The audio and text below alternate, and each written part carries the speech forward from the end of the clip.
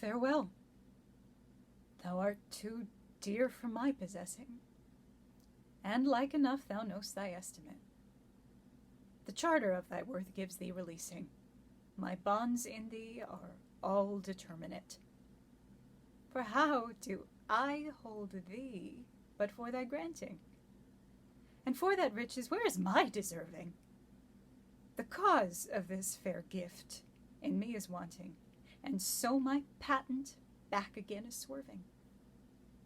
Thyself thou gav'st, thy own worth then not knowing, or me to whom thou gav'st it else mistaking. So thy great gift, upon misprision growing, comes home again, on better judgment making.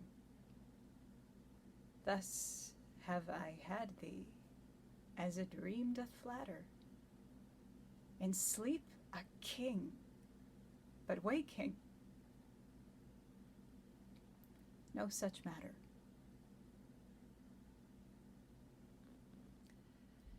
Yeah, you guessed it.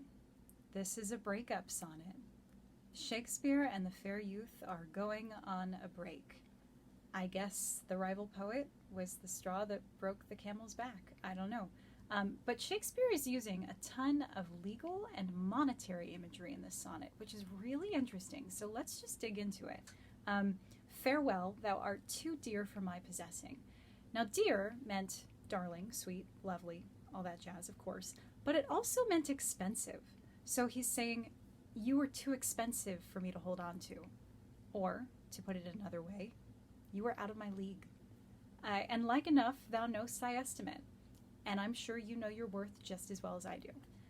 The charter of thy worth gives thee releasing. My bonds in thee are all determinate. Our contract together is null and void. You are free to go. For how do I hold thee but for thy granting? And for that riches, where is my deserving? How can I hold on to you? How can I make you stay if you don't want to stay? And also, what right do I have to hold on to you? To hold on to someone who is so far above me? The cause of this fair gift in me is wanting, and so my patent back again is swerving. I don't deserve you. I've never deserved you. You gave me this patent to hold on to. I'm giving it right back to you. Thyself thou gav'st, thy own worth then not knowing, or me to whom thou gav'st it else mistaking. You gave me your love. You must not have realized how much you were worth, or else you didn't realize how much I was worth. You overestimated what I was worth. So thy great gift, upon misprision growing, comes home again on better judgment making. So this great gift, your love for me, which was clearly born out of a misunderstanding all along, it's coming back to you now that you've come to your senses. I'm giving you back your love. Thus have I had thee as a dream doth flatter. In sleep a king, but waking no such matter. So he abandons this legal monetary imagery altogether in the couplet, and he's comparing his time together to having a beautiful dream that he's a king, but then he wakes up and realizes, oh shit, it was just a dream. I'm not a king, I'm a nobody. Oh, yeah, so again, there are some people who will claim that this is not a homoerotic poem. They'll say, Shakespeare loved the fair youth, sure, but not in a gay way. They were just really good friends. Yeah, okay. Yes, he does use a lot of dry legalese in this, but I think it's a defense mechanism. I feel like he really reveals himself and his true feelings in that final couplet, with it, which is just heartbreaking. And he also says, thus have I had thee as a dream. Had sexual connotations. Thus have I had thee, you know. And also, I think that this sonnet is really digging into a deep-seated insecurity in Shakespeare. Because remember that Shakespeare was not born a gentleman. He was the son of a glover.